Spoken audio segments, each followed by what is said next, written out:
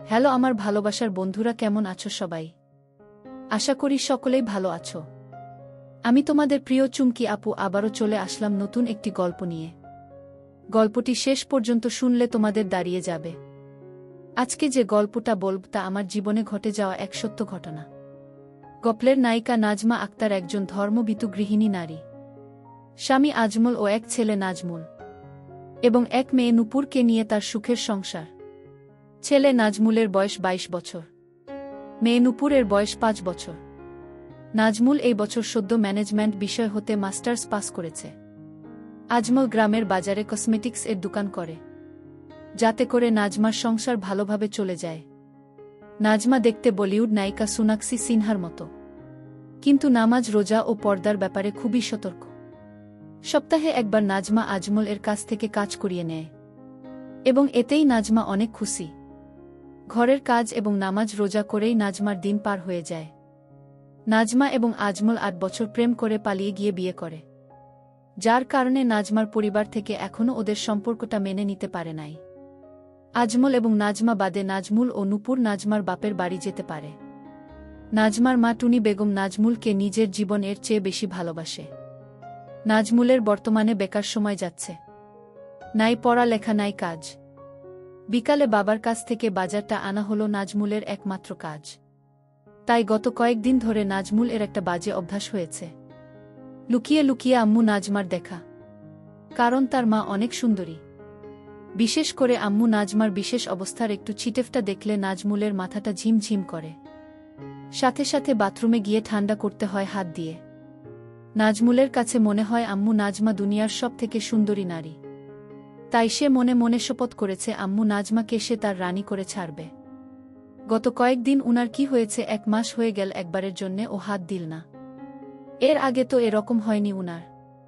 রান্না করতে বসে আম্মু নাজমা স্বামী আজমল এর কথা ভাবছিল। হঠাৎ খেয়াল হলো দুপায়ের মাঝে একটু অনুভব হচ্ছে। এইটা আমার কি হচ্ছে? দিনে দিনে দেখছি আমার খিদে বেড়েই চলেছে। না না, এই রকম চলতে দেয়া যাবে না। জহরের নামাজটা পড়তে হবে। মা নূপুর, একটু এদিক আয় তো মা। নূপুর, কি মা? বলো মা, তুই জালটা একটু দেখতো মা, আমি গোসলটা সেরে নেই। নামাজের সময় চলে যাচ্ছে। নাজমুল বাজার এ আসছে বাবার কাছ থেকে বাজার নিতে। বাবার দোকান এর একটু কাছে আসতে নাজমুল এর কাছে সন্দেহ লাগল। বাবার দোকানের সামনে এই মেয়েটা কে? আর বাবা কোথায়? মেয়েটা মনে হচ্ছে সামনে একেবারে ঝুঁকে আছে। নাজমুল মনে মনে ভাবল, না, আমাকে রহস্যটা জানতে হবে। নাজমুল একটু কাছে গিয়ে অন্যদিকে তাকিয়ে বাবা ও মেয়েটার কথাগুলা শুনতে চেষ্টা করল। যা শুনতে পেল তাতে নিজের কানকে বিশ্বাস করতে পারছিল না নাজমুল। কথাগুলা এমন, আর কতদিন এভাবে লুকিয়ে লুকিয়ে হবে? আমার যতদিন না বিয়ে করে তোমার বাড়ি নিয়ে যাচ্ছি ততদিন। নেব জান, খুব শীঘ্রই বাড়ির বউয়ের কাছে তালাকের পেপারটা পৌঁছে যাবে, আর বুটা বিদায় হলেই তুমি আমার রানী। কথাগুলা শোনার পর নাজমুলের কাছে মনে হচ্ছে বাবাকে একটা, না, আমার আর বাজারে থাকা চলবে না। এখনই বাড়ি গিয়ে আমার আম্মুকে বলতে হবে। বাবার সামনে এমন একটা ভাব করল নাজমুল যেন সে এইমাত্র আসলো, এবং খুব ব্যস্ত বাজারটা নিয়ে তাড়াতাড়ি বাড়ির দিকে রওনা করল নাজমুল। আজকের রাস্তা মনে হয় শেষ হচ্ছে না। ১০ মিনিটের রাস্তা আসতে ১ ঘন্টা সময় লেগেছে, এমনটাই মনে হচ্ছে নাজমুলের কাছে। পুরা রাস্তাটা নাজমুল আম্মু নাজমার কথা ভাবতে ভাবতে আসছে। নিজের অজান্তাই নাজমুল অনুভব করল শরীর দিয়ে একটা অদ্ভুত সুখের স্রোত বয়ে যাচ্ছে। আম্মুর সাথে এখন থেকে যা ইচ্ছা তাই করতে পারবো। আব্বু আর কিছুই বলবে না। এইটা ভেবে নাজমুলের শরীরে থেকে থেকে ঝাঁকি মারছিল আকাশ কুসুম। ভাবতে ভাবতে নাজমুল বাড়ি এসে পৌঁছাল। বাড়ি এসে নাজমুল সরাসরি রান্নাঘরে চলে গেল। বাজারটা রেখে নূপুরকে জিজ্ঞেস করল, আম্মু কই রে খুকি? প্রশ্নটা শুনে ভ্যাবাচ্চাক্কা খেয়ে গেল নূপুর, এবং হাঁ করে তাকিয়ে রইল ভাইয়ের মুখের দিকে। কারণ খুকি তো একমাত্র বাবা তাকে বলে। কিরে, হাঁ করে রইলি কেন? শুনতে পাসনি কি বললাম? বোনকে জোর গলায় ধমক দিল নাজমুল। ও আম্মু, আম্মু তো কলতলায় গোসল করতে গেল। নূপুর ঘোর কাটিয়ে উঠে উত্তর দিল। নাজমুল আর দেরি করল না, দ্রুত পায়ে চলে গেল কলতলে। তোমাদের বুঝার সুবিধার্থে বলে রাখছি, নাজমুলদের কলতলা এর সাথেই বাথরুম, এবং বাথরুমের দরজাটা গত দিনের ঝড়ে ভেঙে গেছে। আম্মু নাজমার চিরদিনের অভ্যাস গোসল এর সময় পরিষ্কার হওয়া। নাজমা গোসলের জন্য বালতি ভরে পানি রেখে হালকা হতে বাথরুমে যায়। কোনো রকম বাথরুমের গেটে দরজাটা রেখে এইদিকে নাজমুল কলতলার গেটে আসতেই দেখল একটা জাত সাপ দাঁড়ায় আছে।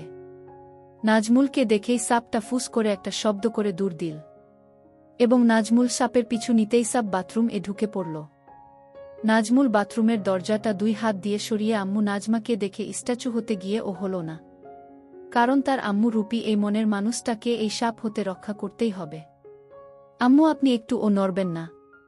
একদম বিচলিত না হয়ে আম্মু নাজমাকে আদেশ করল নাজমুল, এবং 2 হাতে বাথরুমের দরজাটা ধরে আম্মু এবং সাপের মাঝে ছুঁড়ে মারল। সাথে সাথে সাপটা পালিয়ে গেল।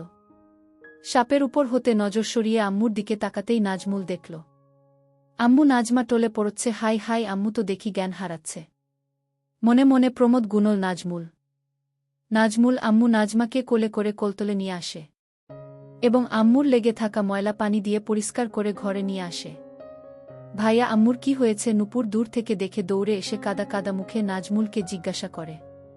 ও কিছু না, তুই রান্নার কাছে যা, আমি আম্মুকে দেখছি। নাজমুল বোনকে আশ্বস্ত করে রান্নার কাছে পাঠিয়ে দেয়।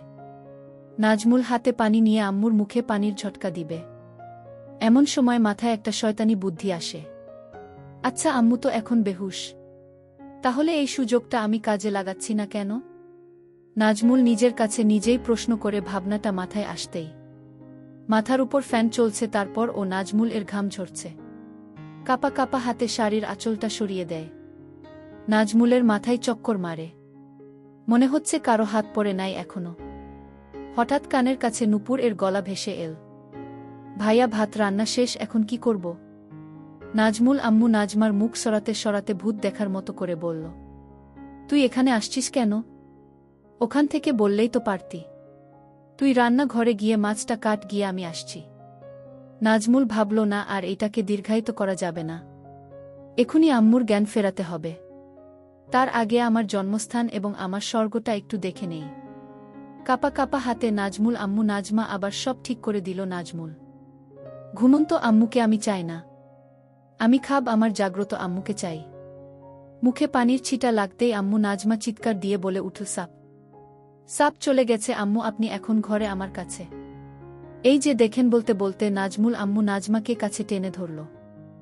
নাজমার স্বাভাবিক হতে 3 থেকে 4 মিনিট সময় লাগল এবং নাজমুল এই সুযোগে আম্মুকে ধরে রাখল। আম্মু নাজমা মনে মনে ভাবল বিষয়টা বাড়াবাড়ি হয়ে যাচ্ছে। বাবু আমার খুব ক্লান্ত লাগছে, আমাকে একটু একা থাকতে দে এখন।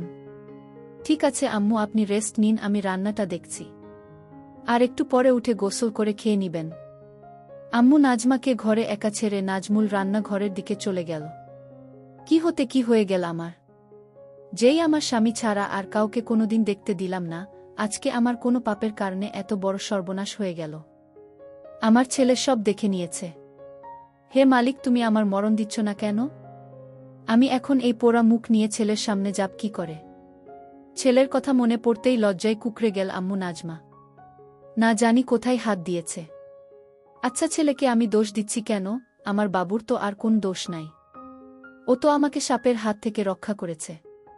মনে মনে ছেলের প্রশংসা করতেই গর্বে বুকটা ভরে গেল আম্মু নাজমার। ছেলেটা আসলেই আমাকে অনেক কেয়ার করে। ও ওর বাবার মতো না, ও একদম আলাদা। ওর বাবাটা যদি ওর মতো হতো। একটা গভীর নিঃশ্বাস ফেলল আম্মু নাজমা। যাই হোক, অনেক পাপ লেগে গেছে, যাই গিয়ে গোসল করে নামাজ পড়ে আমার মালিকের কাছে ক্ষমা প্রার্থনা করি। মনে মনে কথাগুলা ভাবতে ভাবতে তড়িঘড়ি করে বিছানা থেকে নেমে পড়ে। আম্মু নাজমা দরজার কাছে গিয়ে পা দুইটা যেন অবশ হয়ে আসল। আম্মু নাজমার ছেলে যে তার সামনে রান্নাঘরে বসে এই দিকে ফিরে তরকারি কাটছে। এখন ছেলের সামনে দিয়ে কোলতলে যাবে কিভাবে, এই ভেবে আম্মু নাজমার ঘাম বের হচ্ছে। তবুও যে আমাকে যেতেই হবে, আমাকে পবিত্র হয়ে আমার মাওলার হুকুম পালন করতে হবে এবং আমাকে ক্ষমা প্রার্থনা করতে হবে। ভাবতে ভাবতে বড় একটা ঘোমটা টেনে দ্রুত পায়ে কোলতলে চলে গেল আম্মু নাজমা। রান্নাঘরে বসে ঘোমটা দেয়া আম্মুর দ্রুত চলে যাওয়ার দৃশ্য দেখতে দেখতে নাজমুল মনে মনে হাসতে হাসতে ভাবল, আমার আম্মুর লজ্জা দিন দিন বেড়েই চলেছে। খুকি, আমার তরকারি কাটা শেষ, তুই তরকারিটা কষিয়ে নিয়ে ভাজি করা মাছটা দিয়ে ঝোল রান্না করিস। আমি বাবার সাথে ফোনে কথা বলে আসি। হ্যালো আব্বু, আজকে আপনাকে একটু আগে আসতে হবে। কারণ দুপুরে আম্মু একটা জাত সাপ দেখে খুব ভয় পেয়েছে তাই। আম্মুকে একটু কেরামত আলী মাওলানার কাছে নিয়ে যেতে হবে। কলতলার কাছে গিয়ে ফোনে লাউডস্পিকার দিয়ে আব্বুকে কথাগুলা এক নিঃশ্বাসে বলে ফেলল নাজমুল। তোর মা মরুক, তাতে আমার কিছু আসে যায় না। তোর আম্মু তুই নিবি না কি করবি সেটা তোর ব্যাপার। আমাকে এইসব আলতু ফালতু ব্যাপার নিয়ে ডিস্টার্ব করবি না। এখন বড় হয়েছিস, সংসার, মা বোনকে একটু সামলাতে শেখ। আমাকে আমার মতো ছেড়ে দে তোরা। আর হ্যাঁ, কাল থেকে তুই দোকানে বসবি। কথাগুলা খুব রাগের সুরে বলল আব্বু আজমা। কাল থেকে পারবো না, কারণ কাল আমার একটা গুরুত্বপূর্ণ কাজ আছে।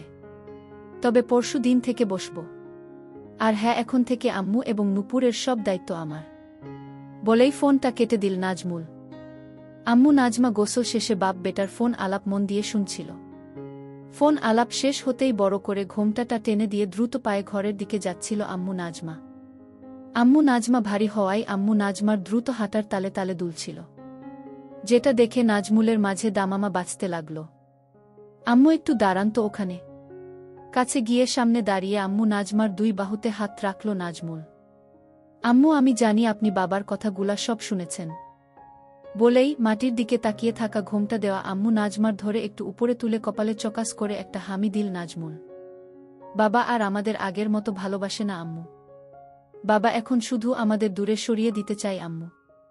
কিন্তু আপনি একটু ও মন খারাপ করবেন না, আমি আছি না। আমি আপনার সব কষ্ট দূর করে দেব আম্মু। এখন থেকে আপনার এবং নূপুরের সব দায়িত্ব আমার। কথাগুলা আবেগী সুরে বলেই আম্মু নাজমাকে কাছে টেনে নিল নাজমুল। কত সময় এভাবে দাঁড়িয়ে ছিল মা ছেলে। আম্মু নাজমা বা নাজমুল কেউই বলতে পারবে না। ভাইয়া সব কিছু রান্না শেষ। হঠাৎ নূপুর এর কোথায় সম্বিত ফিরে পেল আম্মু নাজমা এবং নাজমুল। এক প্রকার অনিচ্ছা শর্তে আম্মু নাজমা ছেলের বাহুডোর থেকে ছাড়া পায়। হিতাহিত জ্ঞান প্রায় ভুলতে বসেছিল আম্মু নাজমা। সম্বিত ফিরে পেতেই এক রাস আম্মু নাজমাকে ঘিরে ধরল। ছি, আমার ছেলে আমাকে এভাবে ধরে। ছি, আমি আর ভাবতে পারছি না। এক প্রকার দৌড়ে ঘরে গিয়ে নামাজ দাঁড়িয়ে পড়ল আম্মু নাজমা। আম্মু, মাগরিবের নামাজের পরে রেডি থাইকেন। আপনাকে নিয়ে একটু কেরামত আলী মাওলানার কাছে যাব। আম্মু নাজমার দৌড়ে পালানোর দৃশ্য দেখতে দেখতে মুচকি হেসে বলল নাজমুল। ভাইয়া খেতে আস, আম্মু ডাকে। আসছি। নাজমুল এর ঘর থেকে উত্তর দেই নাজমুল। আম্মু, তাড়াতাড়ি খেয়ে ঘুমিয়ে পড়ো, আমি আর তোমার ভাইয়া একটু হুজুরের কাছে যাব।